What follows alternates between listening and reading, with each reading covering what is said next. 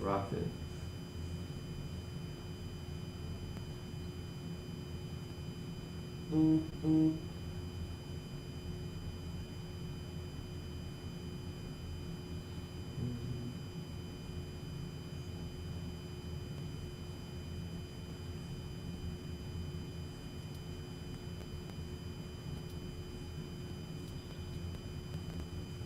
All right, what's up, everybody? Welcome to Frank Analysis. I'm your host, Franco. You guys see I have a big panel today.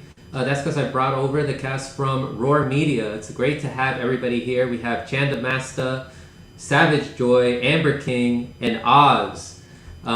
It's great to have you guys on the show for the first time. I've been on your show about 2 times now, I think. It's always a fun discussion that we have when we're there.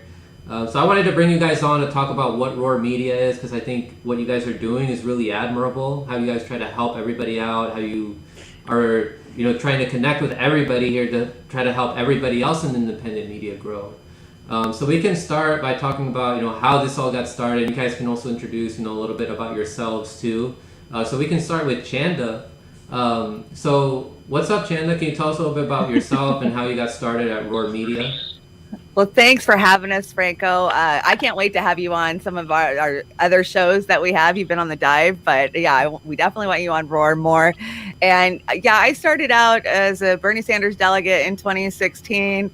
I fought the good fight all the way through, and I found myself just before COVID reaching out to friends that were online, like, hey, we need more independent media. We never see women's voices. It's very male dominant. And that's when I kind of hooked up with Amber and Oz, and we were with a different channel at the time, and I'll kind of just leave them out of that. But yeah, we decided, I don't know, about a year ago that we were going to break out and do this. And I got to say, Amber has been one of the main driving forces behind the scenes for Roar, not just with the shows, but then we started pumping out great shows. And so people know me as the Accidental Activist. I love that show because I interview activists and kind of hear, this is your life. How did you get involved? Because I don't think any of us are born activists. I mean, maybe a few, but most of us get thrust into it, because we're fighting for something.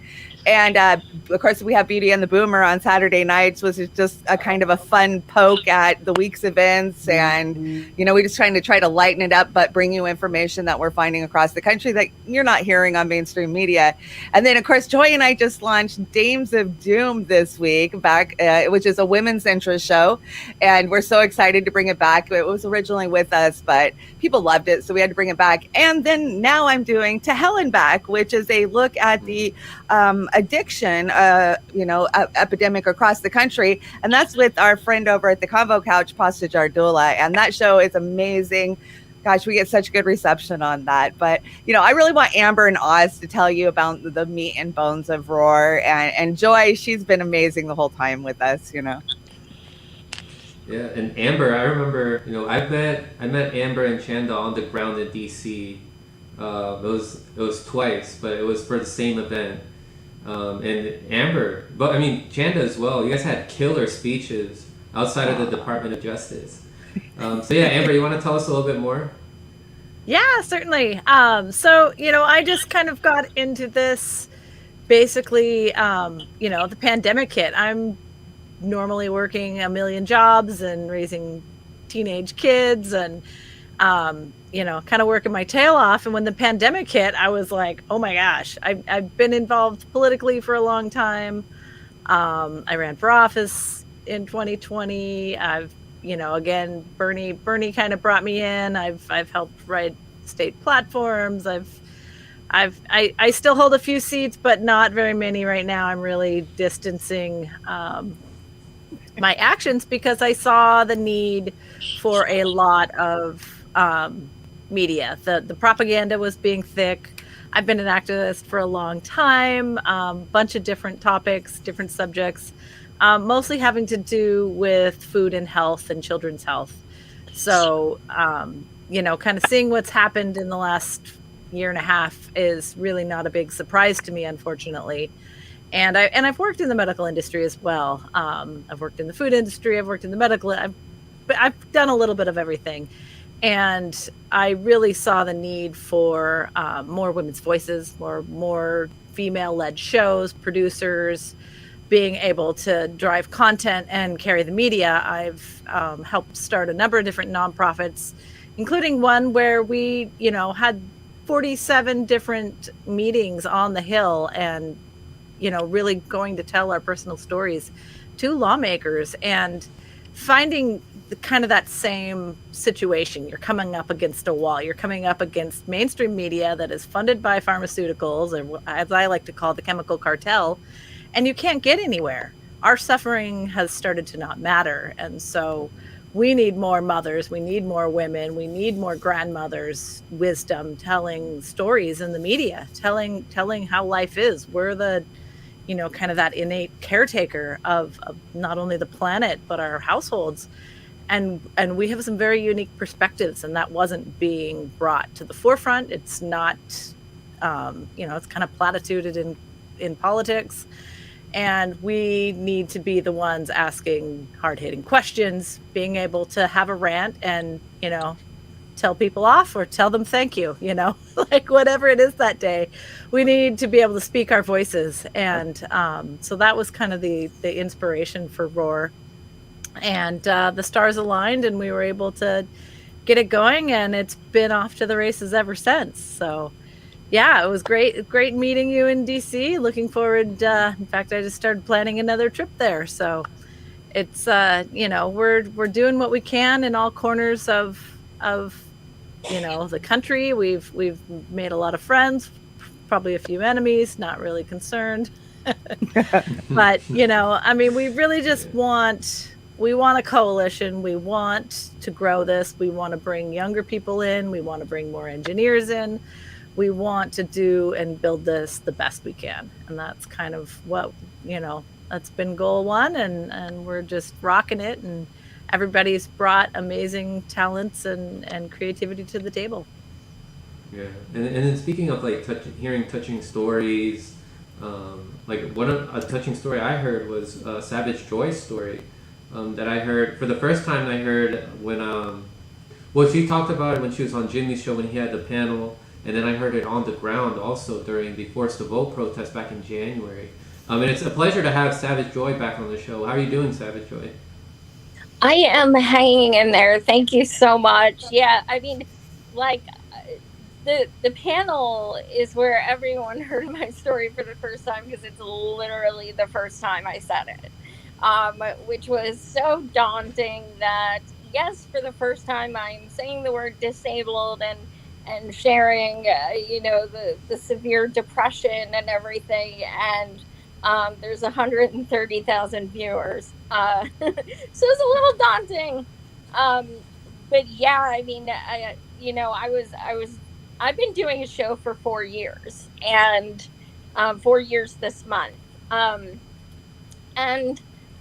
was with Real Progressives for 3 years, and I hold them very dear, and they're helping us cover the marches.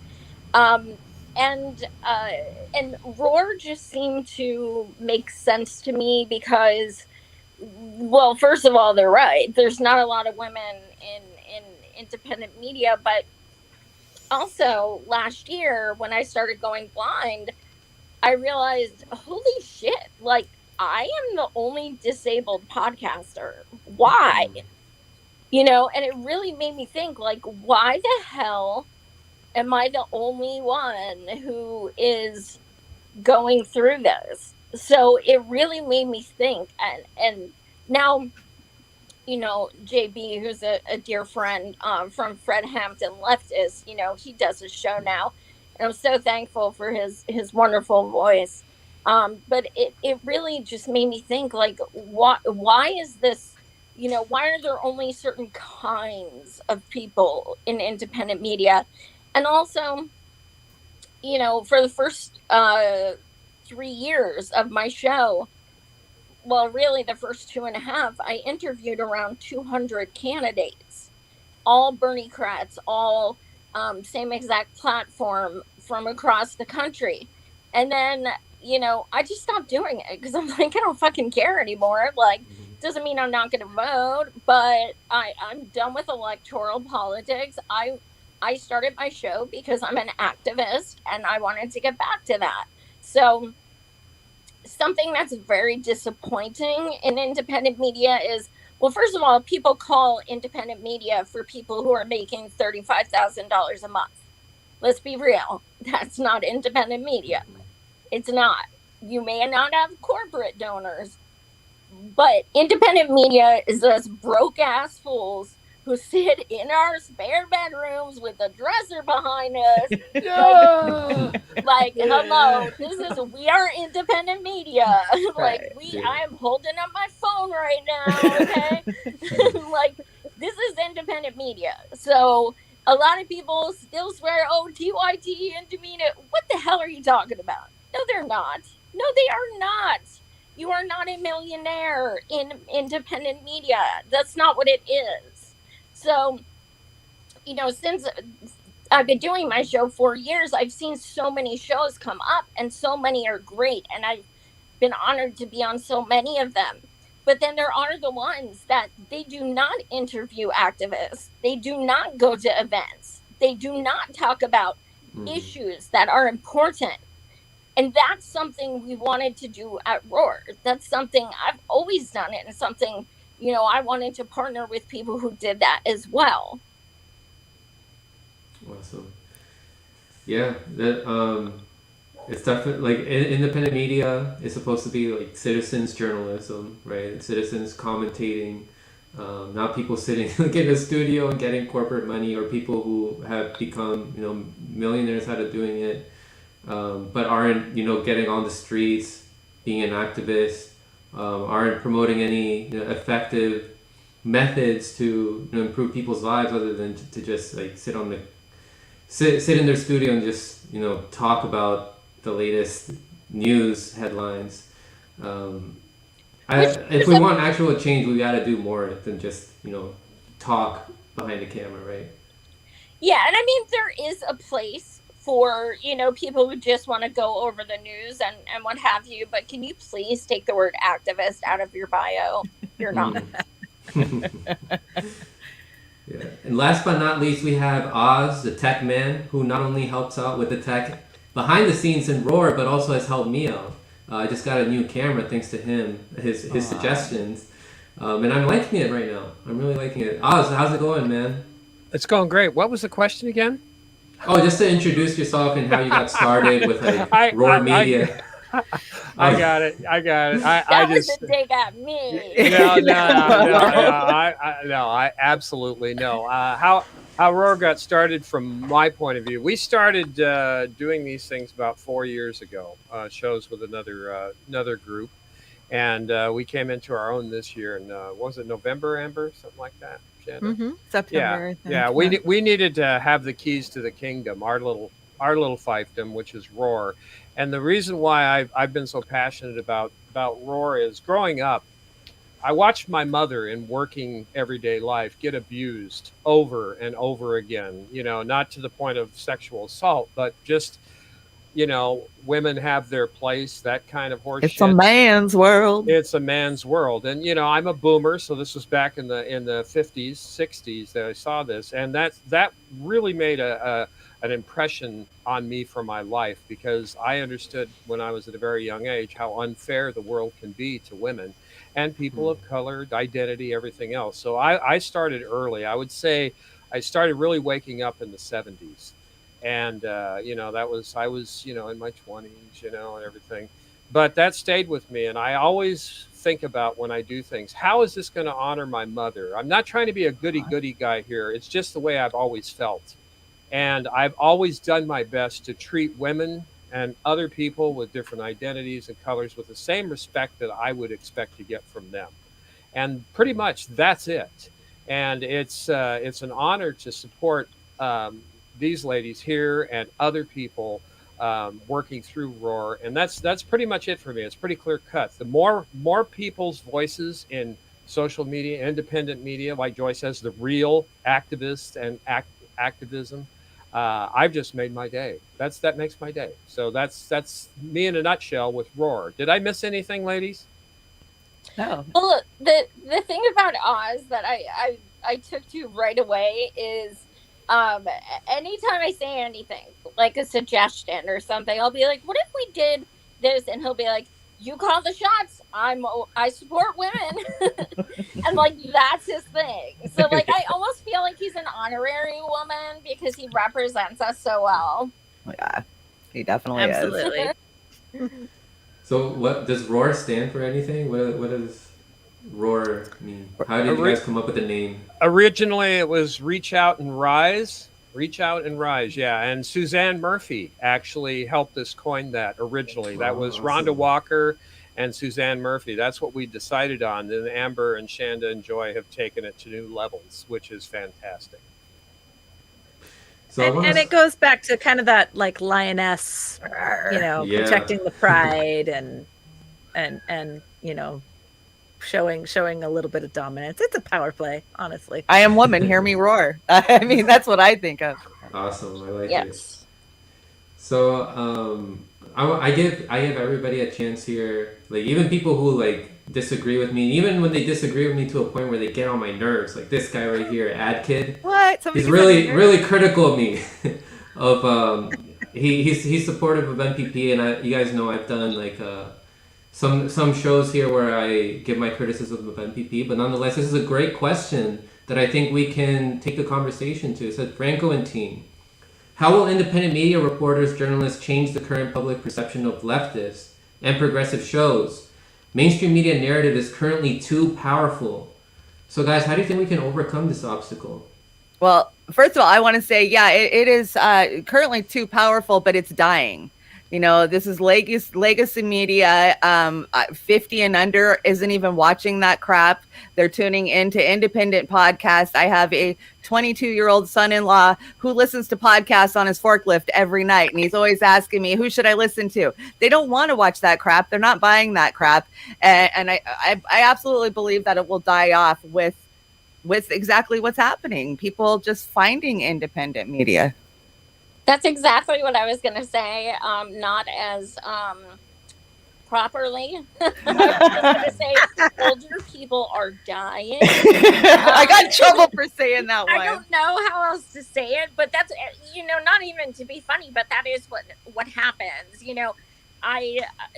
Everyone in my life I'm 42, like my age or younger, they don't even watch TV, like any leftist, any real leftist does not get their news from MSM. And, it may still take another 10 years or something, who knows? But I think that now that there's so much information about what frauds MSM is, I think that so many people really have started to wake up to that. And one of the things that proves it is when, Trump left office, media went down 44% as far as viewing. So what does that say? I mean, people want something salacious. They want something, that's some shiny object. So I think a lot of people are becoming more conscientious of that. I was just going to say, I mean, depends on whose perception you're actually trying to change. I find that I don't really even consider myself progressive or leftist anymore. I'm literally going to just speak my truth, and whoever that lands on and sticks, I'm fine with it, because we need to stop that paradigm.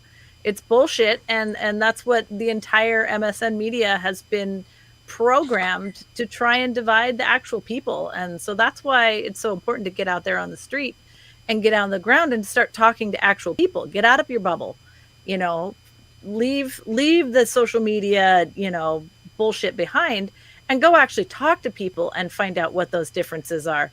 They're too powerful because the chemical cartel pays them. End of story. They're fed by the CIA. They're fed by corporations, and that's what they're there to protect. And that's what they're going to propagate, that propaganda to the households that choose to allow that in. And it is a dying. It's not going to last. They're losing their power, and especially I think with with COVID, we've seen that. They can put as much fear as they want into it. It's not working anymore. Oz, you wanna add anything to what we said? Yeah, just say okay, boomer. I guess that's it, because that's Yeah. the ladies hit the nail on the head. Legacy media is in its death throes right now, and as you can see with the censorship, demonetization, and everything they're doing to the actual people who are in the field talking about the policies and what means the most to the public is what people are interested in. I mean, people aren't even watching television anymore because, for one, it's horribly written garbage, propaganda, murder, death, kill, cops and robbers, all that crap. They can't come up with anything original that I can see. And people are hungry in this devastating time of climate catastrophe, wealth inequality, and I don't even think wealth inequality is a strong enough term. It's modern day robber barons who have brought back the kings and queens over the masses. Yeah. That shit has got to stop. The latest example of that is the billionaire boys up in space. Are you effing kidding me? The planet is cooking. The people are starving. Food is going to be running out in the next couple of years. It already is. We can't even grow the stuff because of the shitty farming practice we've had for decades. And they're worried about playing in space. And the mass media still promotes these assholes. So I guess that's a mouthful. I better shut up. But I see you, says Franco. We can hear you, but you're way far away from your mic. Franco, I think you need to pick your studio mic because it sounds like the camera mic is the one that's picked right now, just to let you know. Oh, let me see. Okay. Yeah, just check it out while we're blabbering. Anyway, everything the lady said, I 100% agree with. I call it eugenics of the poor. That's what we're witnessing. We are witnessing you are expendable. If you don't have health care, oh well, I got mine. Your houselessness problems. I have a roof over my head. You don't have a job. You're probably lazy. This is what we're seeing, and don't say it's just the Republicans, because it's not. The Dems have the presidency, the Senate, the House, and what are they doing besides starting new wars and building new pipelines over Native American land? And so much Yep. more. And you can look at legacy states too, like California and Washington on the West Coast, that have had Democratic control for years and have done literally jack shit with it. We have the most regressive tax system in the country. It's criminal, pure and simple. And that's why we fight for healthcare. That's why we fight for the issues that matter, and why we're gonna just keep calling it out. So I just want to check here. Does my mic sound better? More clear? Much yeah. better. Yeah, You don't have the good job, background buzz. Yeah. Awesome. Yeah. Any static or no? No, It's good. There is a little clipping, but we'll address that at another time. Awesome. Yeah, I like the point that Amber made earlier about how she doesn't even call herself a progressive. I don't even call myself a progressive either. I think that term has become redundant. And there's even some people who defend the empire who use that term. I mean, we know who that is. So abolish politics makes a good point here. Oh no, not this one. Said, I think we need to drop the false left-right labels. You guys agree with that? hell yes. Yes, I mean, 100%. you've got someone like Elizabeth Warren saying she's progressive. I'm Okay, progressive. you progressively suck more and more each day. That's how progressive you are. That's it.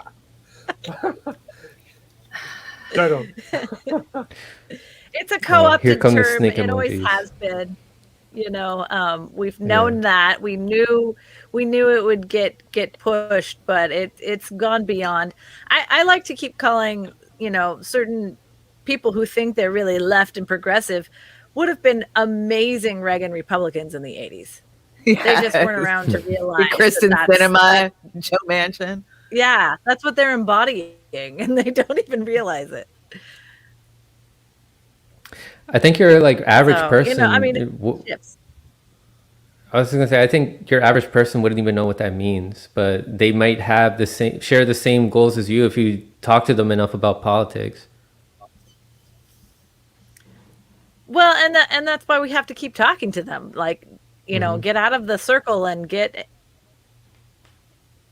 on the street and talk to your neighbors, start talking to your community, start talking to people who you normally wouldn't have conversations with. And that's how we get larger change to be able to push pressure on the system that's screwing us. Otherwise, the more divided, the more we keep in our little lanes or our little corners, the easier we are to control. So do you guys think that that's something that's lacking in independent media right now? Do you think that not enough people are promoting events or even going to these events and live streaming the events so that it can reach a wider audience and influence other people so that they can organize events or become citizens journalists themselves and record or live stream events wherever they're at? Do you think there's not enough of that? I want Joy to address what kind of pushback she has got from the neo-lib left trying to crush Medicare for All marches. This is what happens when you get out there and you try to independently organize. I mean, I'm co-organizing 45 fucking marches, okay? Like 45 cities across the country. I'm on the national organizing team. And I've scheduled over 50 of the speakers across the country, things like that. So I know more than anyone else what it's like to reach out to people, see that they've seen my message and not respond. And I know these people who have been in my corner before and have said, oh my God, what you're going through becoming disabled is the worst thing ever. But yeah, you can't return my message. You can't share a single post. And then there's the show who wanted to talk to the main 3 organizers. I'm one of them. They didn't want me. They didn't like me. So they picked other people instead. This is the kind of shit I'm dealing with. And one of the people who's been the most silent was the most outspoken for Force the Vote. That's what hurts. If y'all know I know who you're talking about. And I'm not talking about Jimmy Dore. No. So when I message this person, when my team messages this person, when we email this person, when we have this person's assistant text this person, and they are not responding, and this has been going on for over 3 months, and they have not shared a single one of our posts, even though we continuously tag them, your silence speaks volumes. That's the kind of shit I'm putting up with. So after the marches, after everything's done, that's when Savage Joy is coming out. Awesome. So it's a good thing you're on our side.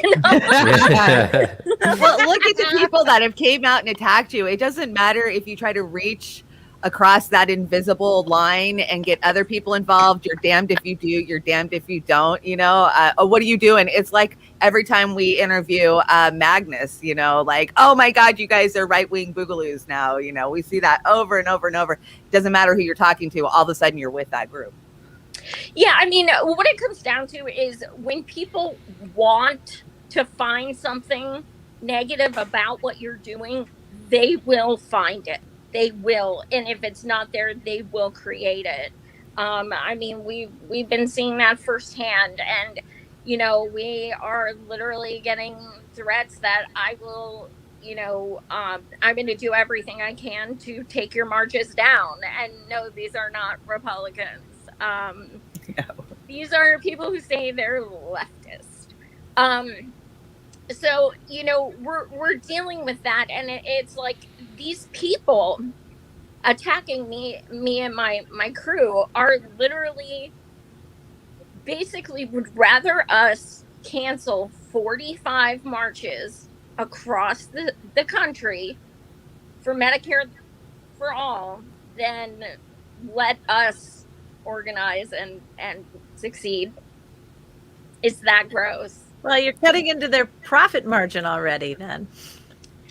This is So true. they're gonna bring a lot of money, and they're gonna pay a lot of people, and they're gonna influence a lot of people with the money that they bring to the table, and we're gonna see that play out in the Senate with, I know you guys talked about it today, but we're most likely gonna see expansion of Medicare get yanked at the first come, because nobody in Congress would damn near put themselves in that type of jeopardy.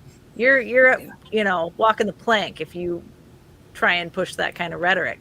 This is literally the largest cartel on the planet.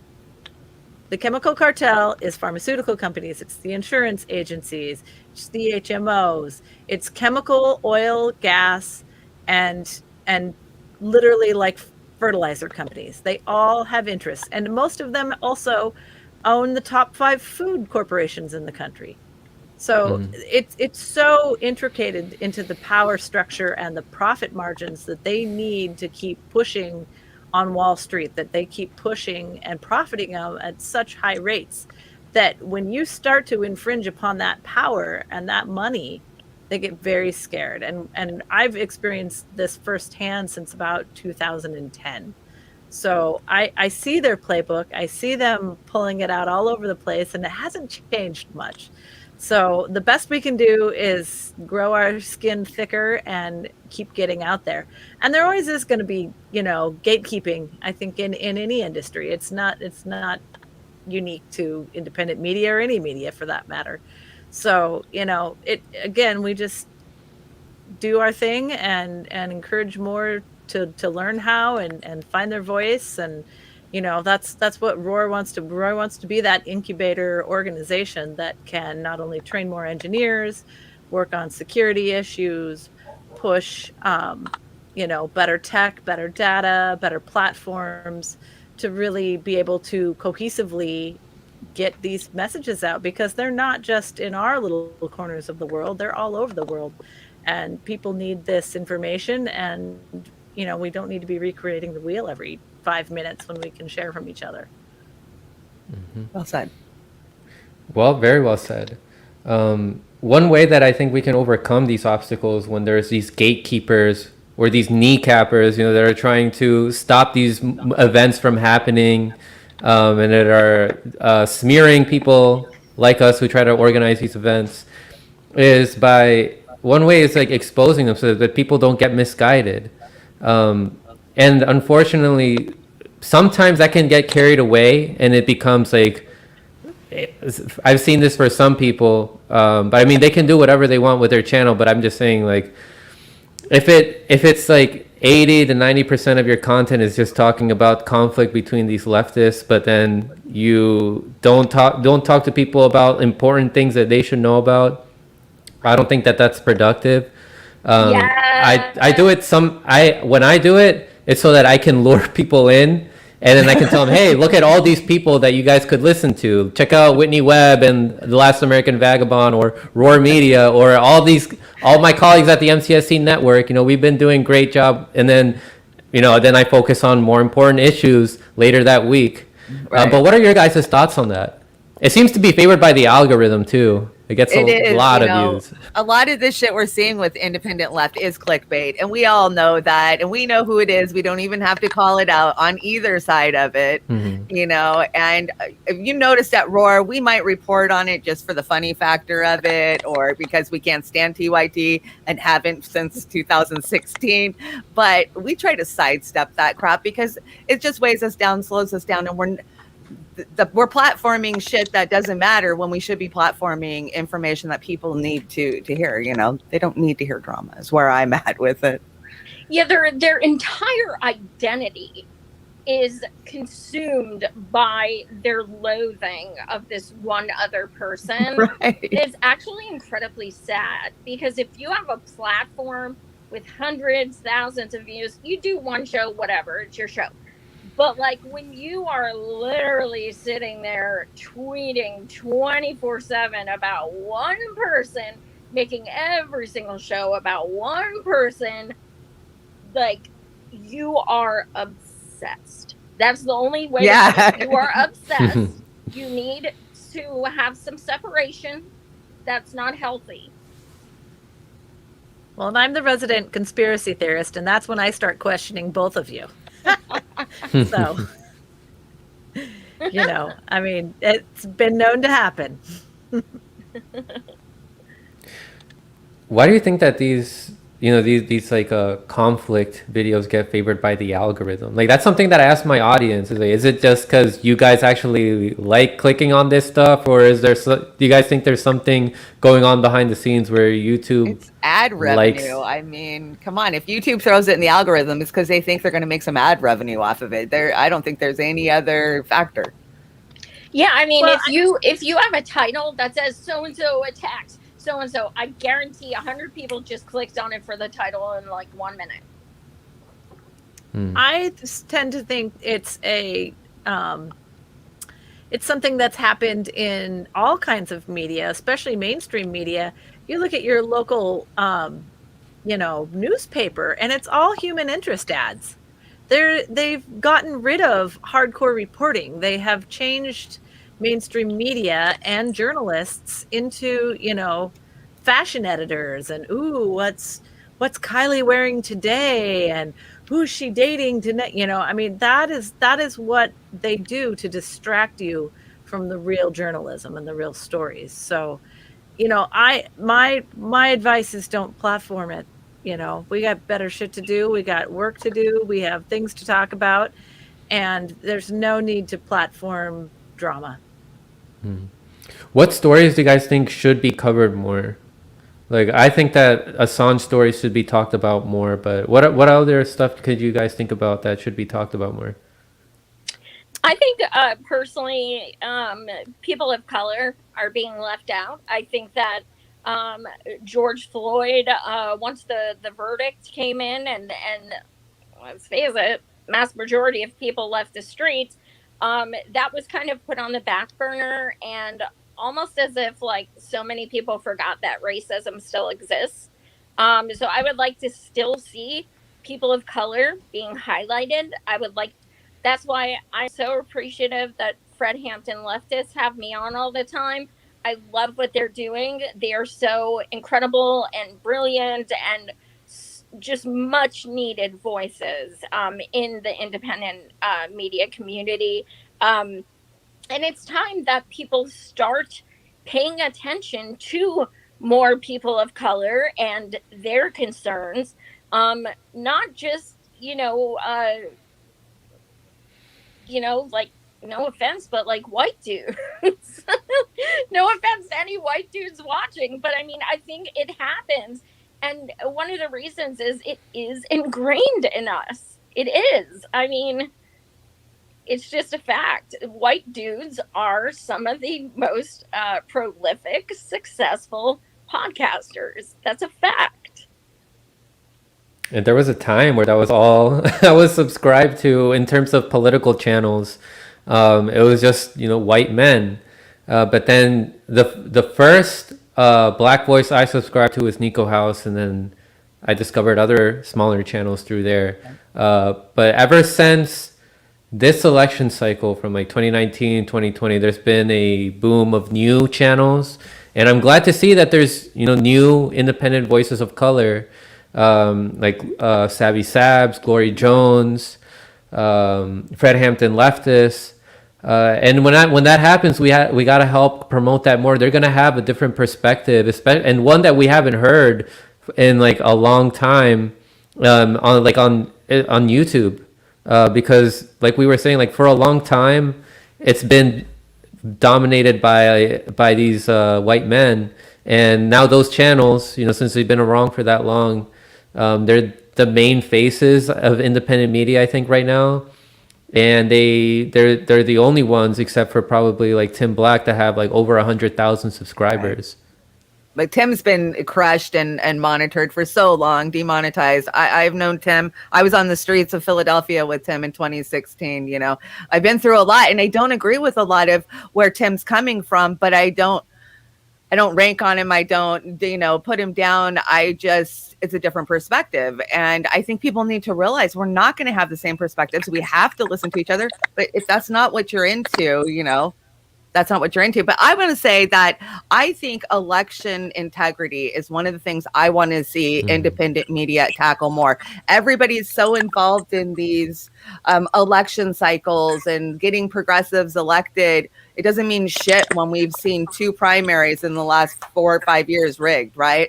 And I want to commend Convo Couch for being gutsy enough to get out there and put it out there, because it's a tough fucking thing to talk about. If you don't know all the facts and all the avenues of how we're being screwed, you just look like a fool, like anybody who says, oh, it's not rigged, you know?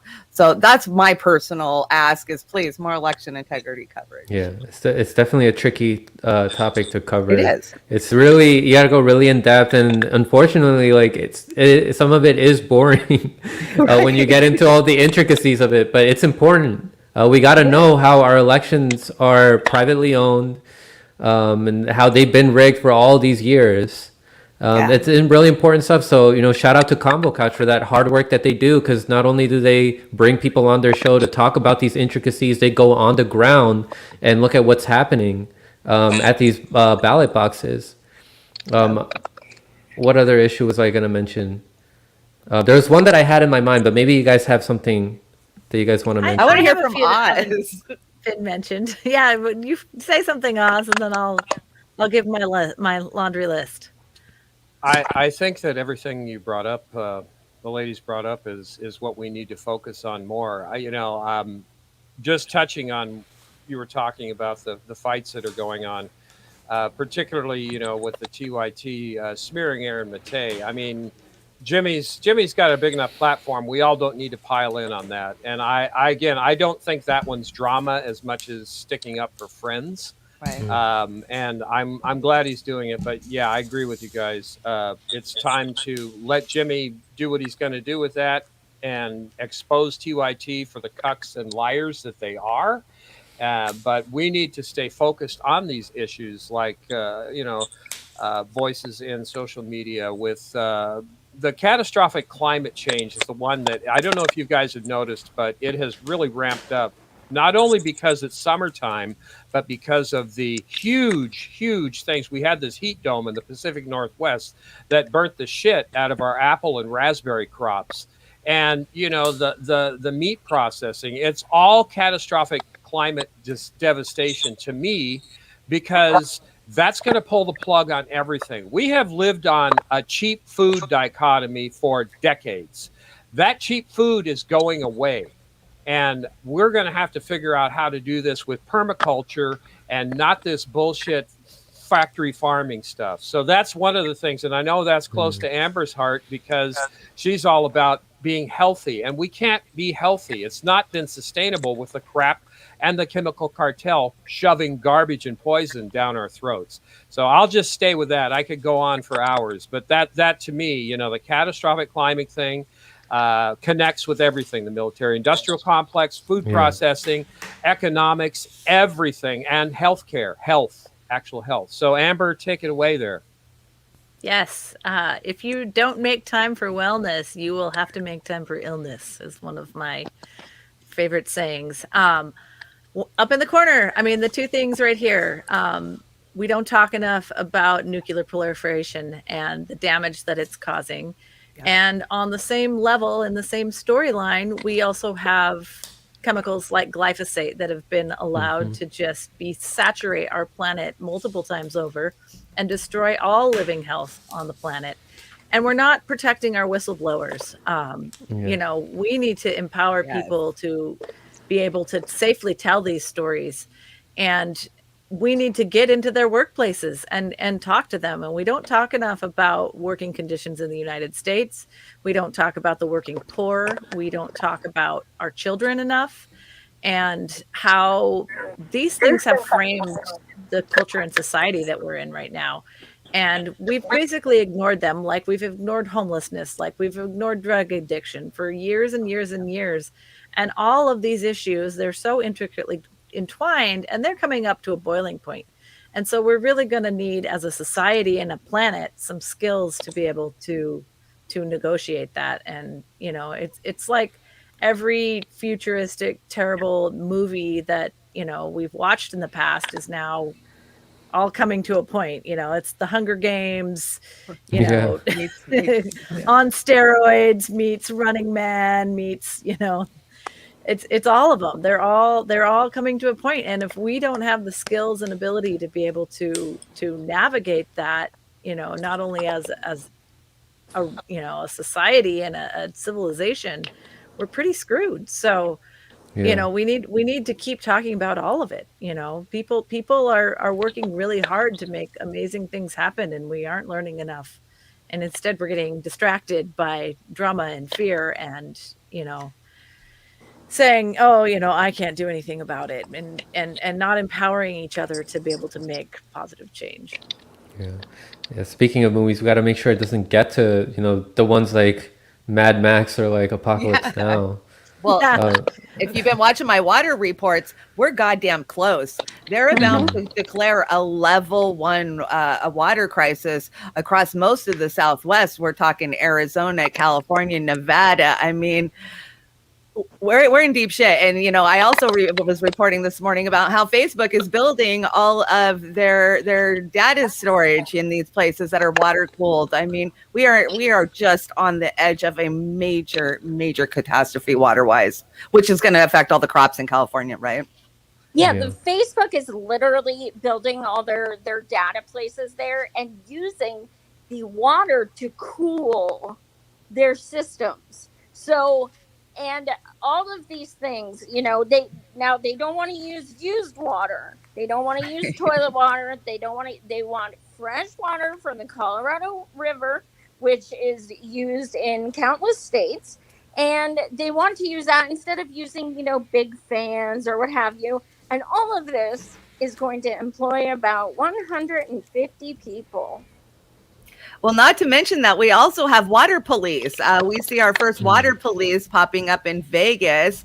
They do water patrols. And so, I think it's going to be very much like Mad Max when there's no water and there's no food and there's no oil, right? So we need to be sustainable. We need to know how to survive, like they did 200 years ago. We're not there. I agree. Some of the things that I wrote down here is talking about other whistleblowers and political prisoners like Mumia Abu-Jamal and Commander X, and to have there be more of a collaboration between these organizers and activists that are trying to spread awareness for these political prisoners, which is why I like how Steve, he's not just focused on Assange, he's also spreading the word about Commander X. I've talked on this show about Mumia Abu-Jamal. I think I should talk about it more, but I remember on the ground in DC it was April, there was someone who spoke who was also an activist for Mumia Abu-Jamal. Environmental issues, I'm guilty of this sometimes. Sometimes I only talk about it like once a month. I think it should be talked about a lot more because there's new stories happening every day, and it's a really complex topic. Like we gotta learn a lot about like biology and ecology and all that. But nonetheless, we still need to talk about it. And if you don't know everything, then we can have people on who are experts in the field of environmental science or whatever the issue is. Black Bear News is one channel that's really focusing on environmental issues. I should bring them on the show more. Peter Calamus on my show. Yeah. Peter Calamus, he's another one. I mean, he is phenomenal. He's a climate scientist, worked for NASA. Like, he is so brilliant. And our show scared the living shit out of me, and he talked a lot about climate refugees, things like that. These are people, when we talk about the climate crisis, that people automatically think about heat and water and things, which are very relative. But a lot of times people don't think about things like climate refugees, food deserts, things like that. Yeah. And they are going to be incredibly prevalent way before people realize. Which is why we need to talk a lot about like growing our own food, which is also directly tied to like our health, like Amber was talking about. Like we do need to talk about how all these corporations are involved in this, like all these corporations that are bulldozing and taking down trees and rainforests. And poisoning, our crops with glyphosate, which is directly tied to lymphoma. And this affects our mental health as well. Like, how can we have a successful revolution if our mental health is not in check? Which is why I really appreciate channels like Derek Bros that do incorporate things like spirituality or mental health. I think that should be a focus. What do you guys think? Like something that needs to be focused on more. Absolutely. And learning from other cultures. We've been, people barely even know the geography of the own state they live in, let alone Right. the country, the continent, the planet. You start talking about other people and how we don't have that like same understanding anymore. And our mainstream media has become so hyper focused. It's literally talking about the cat up the tree and the firefighter that saved them, instead of, hey, your tax dollars are going to bomb this country, and and the corporation that has the big office park down the street That we don't is tax. investing their billions in destroying their climate so that they can ship your resources across 3 oceans to bring you back some applesauce.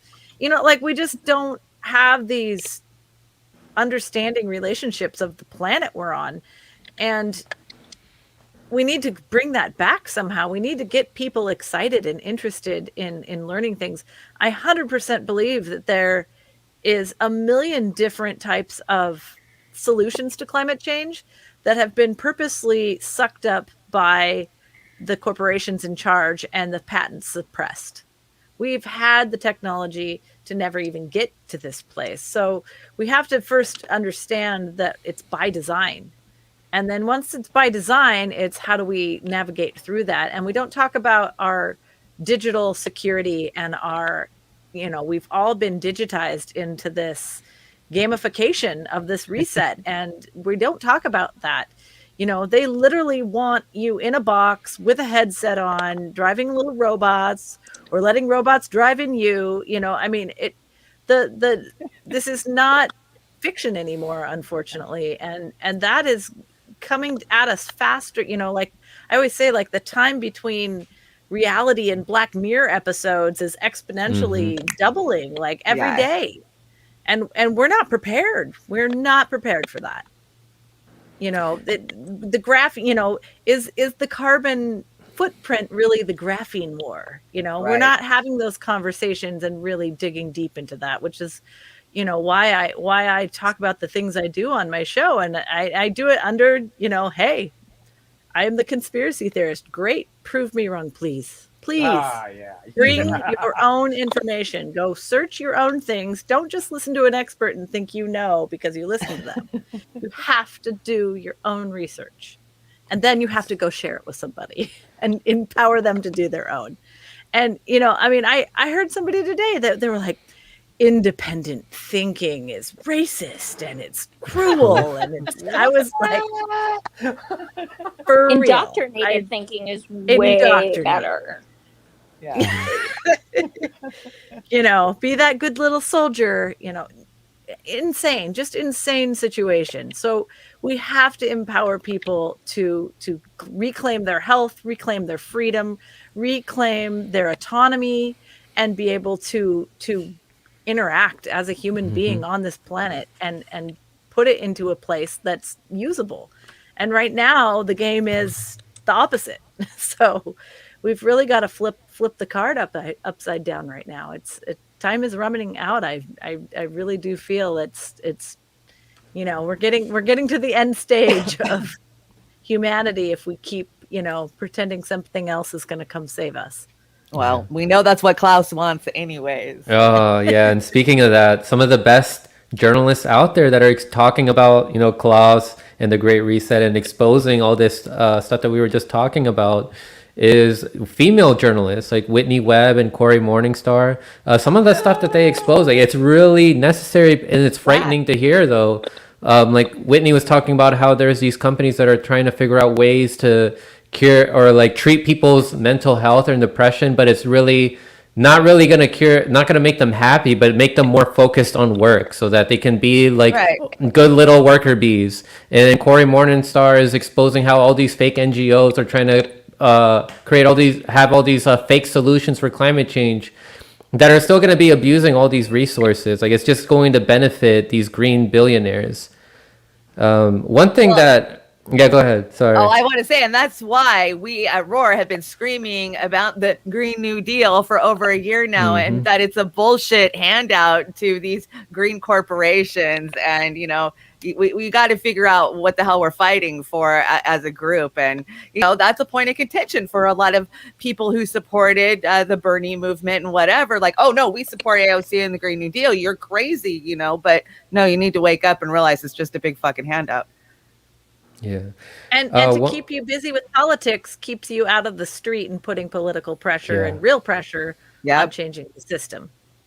Yeah, which is why don't just only talk about, you know, the latest gossip on Capitol Hill, or don't just stay talking about the horse race and electoral politics. Like, talk about these things that are happening behind the scenes. Like, talk about the people who are controlling the politicians. I wanted to address this comment here by Bad Benito. Said, not everyone can grow their own food, dude. One thing I will suggest, like, I know that for some people it may be really hard depending on where you live. One thing that you can do is support, you know, your local farmers market. But what are some things that you guys recommend?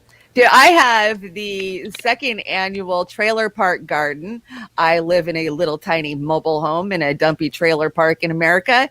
And I recorded, I put them up on my channel, and this is how I grow lettuce in a little tiny pot. This is how I grow zucchini, you know, just on the corner of my deck. So, you know, even in apartments and stuff, there really is ways you can go out there and grow simple things. But I get it. A lot of people don't have time or energy, but you can go to your local farmer market. You can support the green restaurants that are growing it themselves. You really can.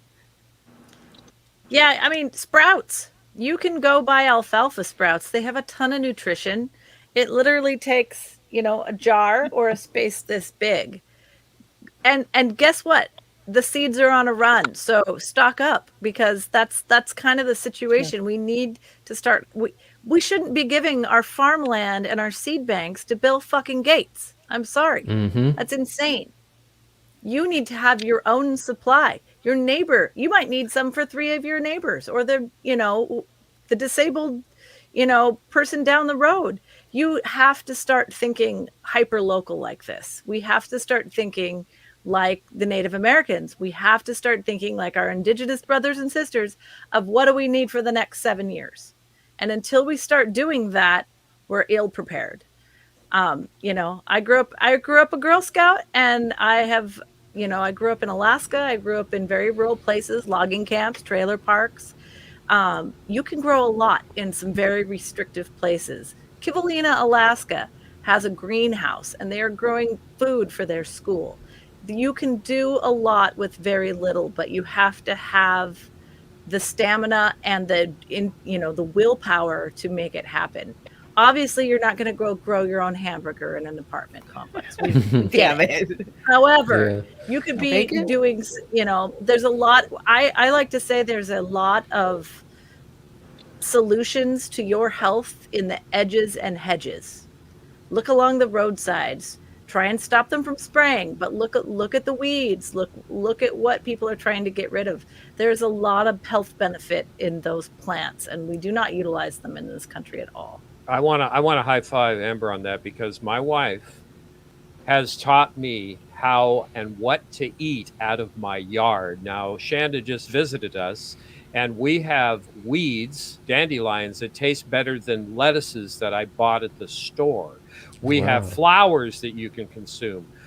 We actually now, what we do, Franco, is we grow big masses of dandelions. My wife makes tea. Then when the leaves are spent, she turns that into healthy dog food for our pets.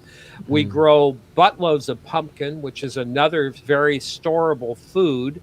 And my location here, Amber was discussing with us on our last show about how my location, and there's so many other people that could become a point of picking up food and hyper focusing on feeding the community. So if we're out there talking the talk, we need to be able to walk the walk, whether we've got a trailer park and pots, or whether we've got a small acre that we can just plant the whole thing. So that to me is helping the climate fight the climate catastrophe before us is doing that permaculture thing. So I can't express that enough. Awesome. Yeah, I love hearing about all this.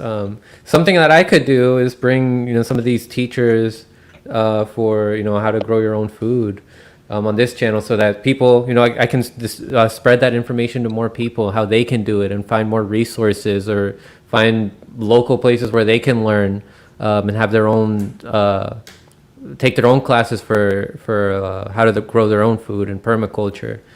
So let's go to the super raise. I want to show some appreciation here for the people who are supporting us over at the Rockfin. If you're not there yet, then you should get over there. It's a better place for you to support independent media than on YouTube, where we're being highly suppressed. We have Lynn B. Thank you very much for the super ray.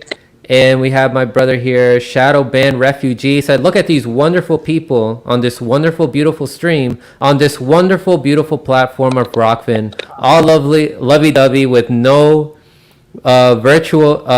vitriol and all issues. Keep it up, fam. Love the Roar and Franco. Thank you very much, Shadowband. Thank you. And what an awesome name. I know, I love Shadowband. Oh, another donation from Shadowband Refugee. Thank you very much, brother. Said Facebook building a massive data center in Las Lunas, New Mexico right now. These Pinche putos. These pinche putos got paid hundreds of billions in tax dollars to show up, and now the state has locked the causeway so farmers can't irrigate their land. Wow. This is a farming community, and Facebook has choked us to death. Intel just upriver doing the same, and a water bottling plant here in Las Lunas. Guys, you guys have any comments to say about that? This is not surprising for me. This is another thing that I think independent media needs to tackle more, is these big social media companies, where their big storage data are, where their servers are. Those servers have got to be cooled by something. And so they're being built in the Southwest for some reason. They're all over Texas, New Mexico, Arizona, like, what the fuck? Why would you put them in the hottest, driest places in the country? But definitely something mainstream media is never going to tell you about, right? Mm-hmm. Absolutely. I just drove through Las Lunas a few months ago and saw the farms. I saw they're also building a giant, like, I think it's a Walmart, I don't know, warehouse or some shit next to the freeway. It was insane. Albuquerque is hurting, man. Of all the places that I went through in New Mexico, Albuquerque was not doing well. They destroyed that state with multiple lockdowns over and over again. It took me 5 hours to find breakfast one morning, because every place I called was closed, or I started an online order and then went to hit pay for it, and we're closed. It was insane. It was really, really hard to see. And when you go outside of the big cities, and the smaller communities are banding together and thriving, and that's the kind of, like, beauty of America that I want to see thrive. And they realize what's going on, and they're working past it. So, if you're in a large metropolitan area, get out, go see what is going on outside of you. Because I know that there's better resources and better community. Doesn't mean you have to go live there, but you need to be connected to it. Really important. Yes. I want to get the word out about the events that Joy is organizing. You want to talk a little bit about the March for Medicare for All again, Joy? Yeah. So you can follow our March Twitter at M4A ALL, and that's the number 4. Our website is m4all.org. And as I said, we are up to 45 cities across the country, which is just bananas. But all of us will be marching in solidarity to demand Medicare for All on July 24th, which is 9 days away. So please come out and join us. if you have a story, if you're disabled, have medical needs, have medical bills, have lost a loved one due to lack of medical care, anything like that, and you have a story, please reach out to me on Twitter. We do still have some speaking spots sporadically throughout the country that we could make places, make space for a few people here and there. So please DM me. My DMs are open on Twitter. That does not mean send dick pics anymore, please, guys. I'm like really over it. But anyway, and I'm Poor married. Joy. Well, I'll take it as a compliment, I guess. But anyway, so my Twitter is at SavageJoyMarie1. And feel free to, just hit me up, tell me your location. Check to see if your location, if we have a location by you first. But then hit me up and I'll see if we have any open spots so you can tell your story. Yeah, it's just Absolutely. I had a art build at my house last night for the Seattle I March, saw and that. I covered my yard in tombstones. And I mean, the power of organizing that's happening to make all of these happen is just amazing and incredible.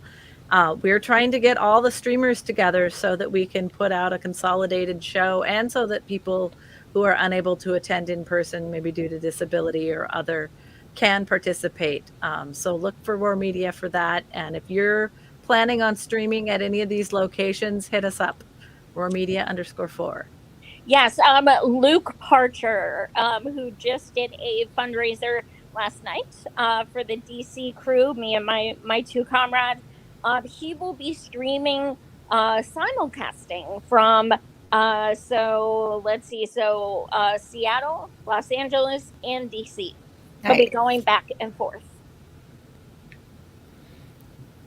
Yeah, I'm just showing everybody like all the speakers here. Yeah, go ahead. We are also looking into having streams directly on our website. So even if you don't have a channel or anything like that, feel free to hit me up and say, I'm going to be at the march. I'm probably going to take some pictures. I'm probably going to do some filming on my phone, whatever. Hit me up. We can set you up so that it'll stream on our page. We want to make this incredibly inclusive. This is not just us. Like, it really is not me, us. Like, you guys are helping to make this happen by being supportive and by joining us and being, having solidarity with all of our work. So we want you guys to be included too. 100%.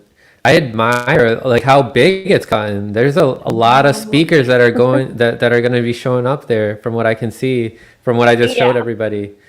I'll be at the one in New York. I'll be live streaming that event. If anything happens and I can't make it, I'll be live streaming the one in DC. But right now, I am planning on going to the New York one. I'm glad I'm glad the momentum hasn't stopped from January when we did the Force to Vote protest. I think that we should keep doing this and expand even more and more and more. How many different places did you say there's going to be like during that day? We have 45 cities right 45. Now. That's incredible. Wow. No. I admire you guys. You and Ricky Rance, and who else is organizing? Sharif. Man. Yeah, that's incredible. Those are my brothers. I don't know. Sharif tagged me back in April on Twitter. He was asking independent media, we're doing a Medicare for All march. Do you support this? And I was like, I just PM'd him and I'm like, okay, here's what we're going to do. I'm going to hit up blah, blah, blah. So I just kind of like, it's the activist in me, I saw something was going on and I'm like, okay, so here's what we're going to do. And then I was like, I was in it.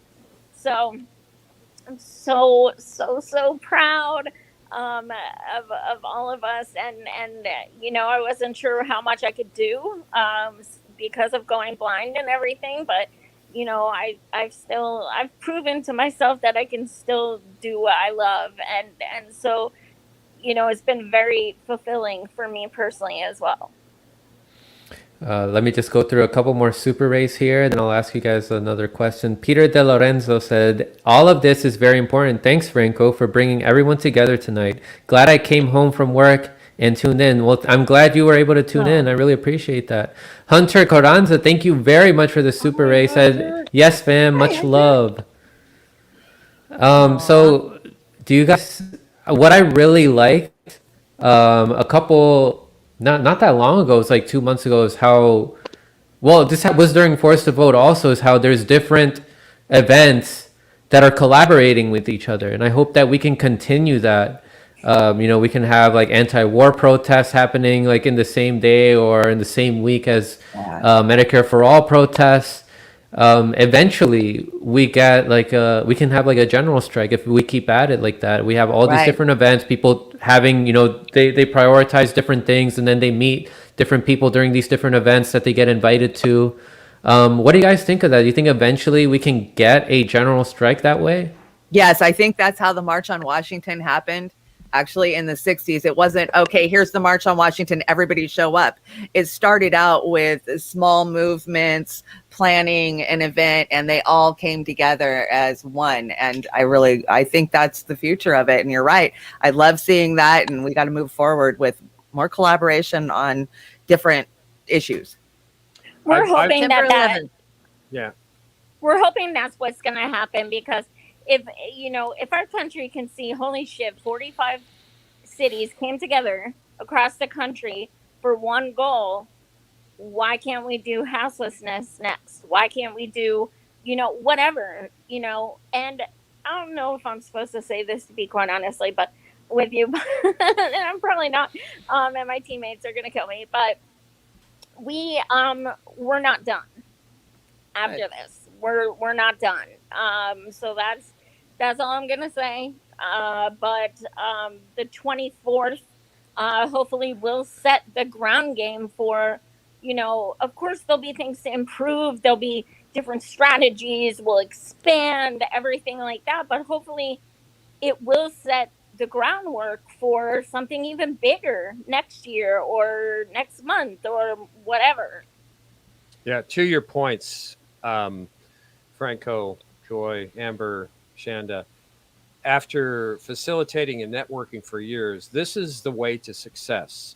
This is how you bring people together on all these separate movements, marches, events. That has been the formula that many of us have used for years, and I have had some very, very great successes that I'm really proud of. Not the fact that it was one individual who did one specific thing. It was the culmination of everything, like these marches, like Force the Vote, like March for Medicare. And this is going to evolve. I agree, Franco. I know that it is going to culminate into a general strike. So you hit the nail on the head, Franco. And sorry, tell Franklin I'm sorry I brought him into this. But he's been talking about it as well. We have to have a mass presence. We've got to keep networking. And don't fall for this divisional stuff between all of the left, the progressive, the non-titled groups. We need to talk to each other and go for the gold here, because it's the key to our survival, frankly. Yeah. And that's something. Well, here's what we know is going to happen: is at some point the empire is going to push us too far. They've had the slow screw on us for 40, 50, 60 years. At some point, there's a breaking point. That's just the natural progression. So at some point, and if we're not ready for it, it will be ours to give up. So I think we just have to keep talking, keep communicating. Especially having the pandemic shut everything down gave us the chance to start talking to each other and expound in many different ways. And we have to not let the busyness of life, take that over. There's no time like now. Nobody's coming to save us. Mm-hmm. And so many times people ask me, who do you partner with for the march? We don't partner with anyone. We literally are the 99%. We went in from the get-go and said, we are partnering with nobody. This is nonpartisan. We have members from Green. We have members from MPP. We have members from DSA. We have members from Republican. We have members from whoever. We don't care. We are not partnering with anyone. We will take endorsements, but this is people. That's all this is. This is not, we don't want anyone trying to co-opt and call the shots. No, this is we the people, period. If you want to join, awesome. We don't care, who you align with or anything like that. It's not important to us.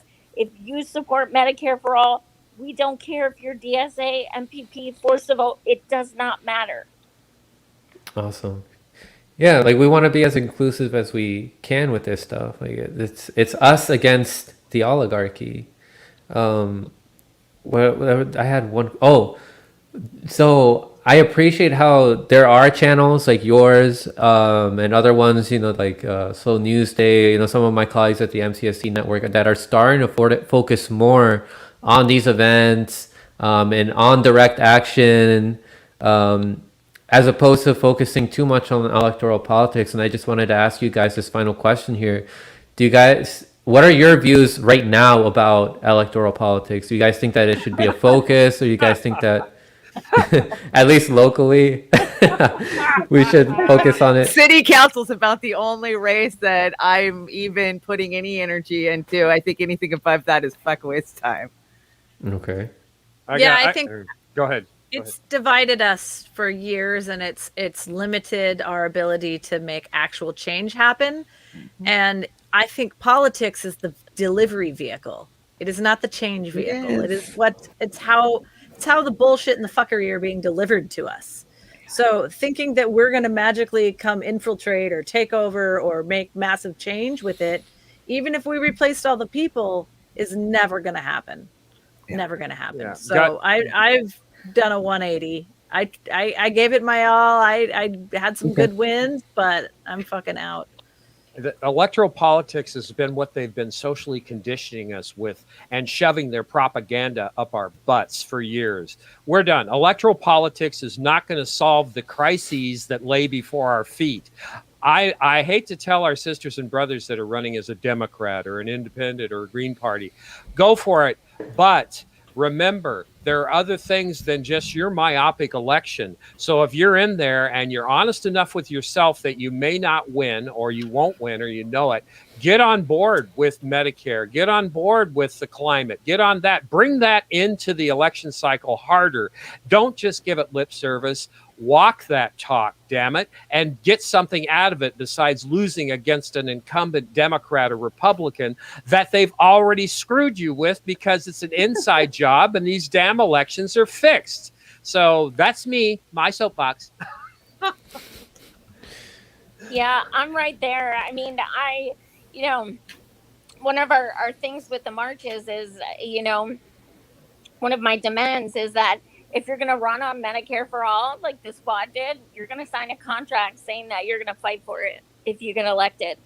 I'm not fucking around anymore. I'm sick of hero worshiping. I'm sick of, donating, voting for, people like them and then having them come in and not even tweeting the words Medicare for all once in 6 months. No, I'm over it. So as far as electoral politics, if you want to vote, go for it. I don't care. I may even vote in the future too if I'm like, if someone like I really like comes in or what have you. But anyone depending on that to change has been just completely like unaware of anything that's been happening.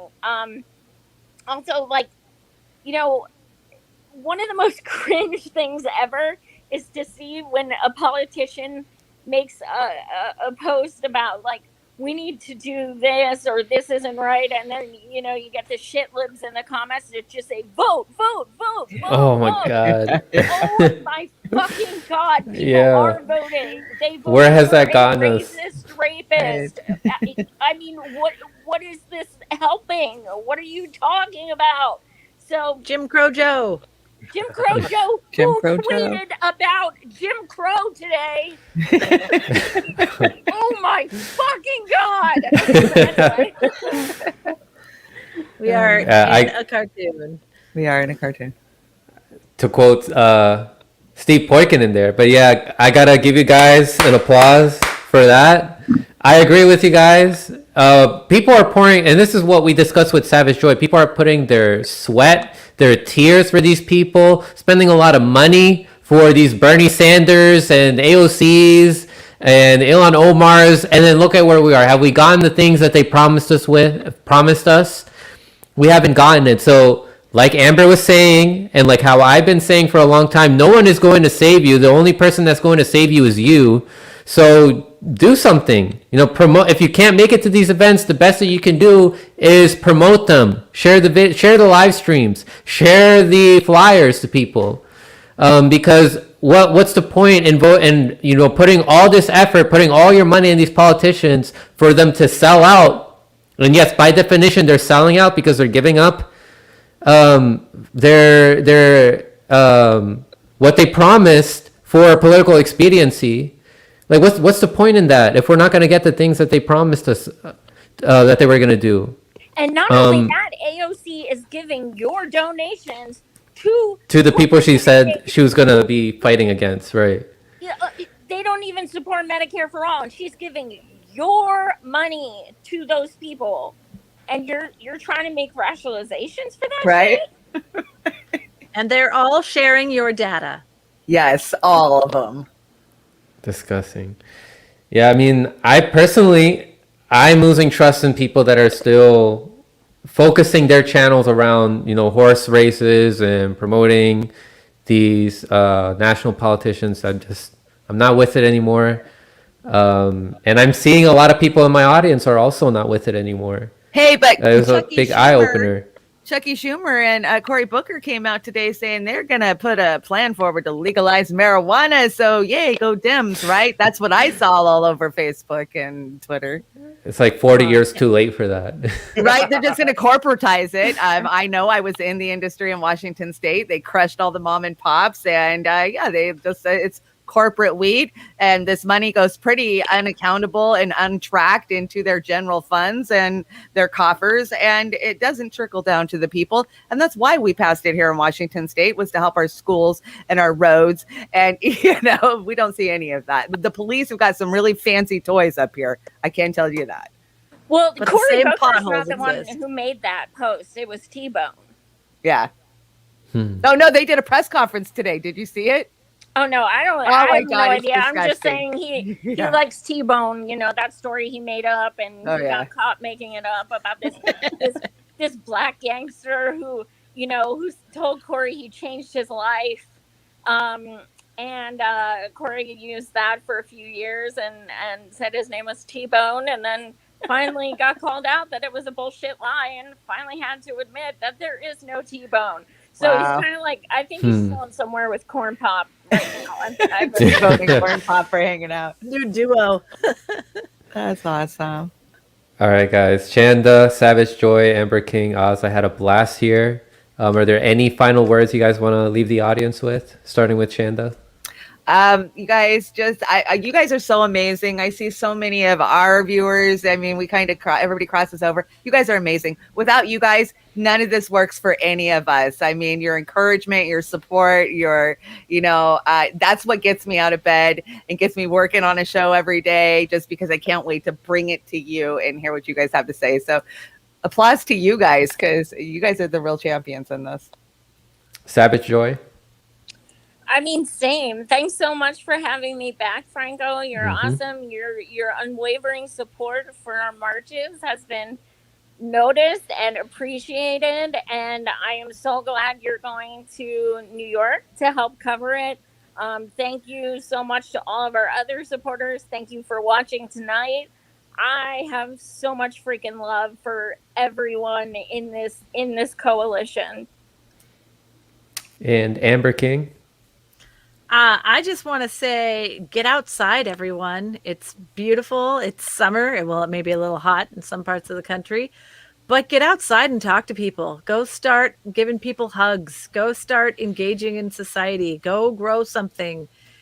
We love that you're here. We love that you support us. We it really is its own little family, and that is really important to all of us, and it helps us do this and help spreading these stories and messages. But we need you out in the streets too, and we need you out engaging in your communities. It can't just be us. It can't just be us sitting on a box talking about it. We have to walk the walk. So I'm just, I can't wait to see what happens. It's going to be an amazing few months, I feel, and I really think there's some synergy happening, and we need to stop living in fear and start living our lives. And last but not least, my brother Oz. Yeah, and everything that the ladies just said, and I want to compliment our chats for being so thoughtful and speaking truth to power in the discussion. And I want to tell you, Franco, I've said it on many a show, and I will continue to say it. I enjoy you as a human being. You're one of the most thoughtful and kind individuals, one of them that we meet in this great sphere of social media. So thank you for being you, Franco, and you keep up the good work. And same to all the ladies, everybody in chat. It takes a village, and I'm going to see you all at that general strike. And hopefully it's September 11th in DC. I'll be there. I'll be And there. yeah, I appreciate you guys. I appreciate you guys so much. You guys are all awesome, and we'll definitely, keep growing our relationship together. That's what I really like. I'm seeing a family here that's growing in independent media, which includes the audience members as well. You guys are part of this community. You guys are part of this family. And take care. Take care, everybody, and don't forget to stay informed. And subscribe to Roar Media if you have not yet subscribed. Bye-bye, everybody. Thank you. Much Thank love. you. Much love. Have a great night.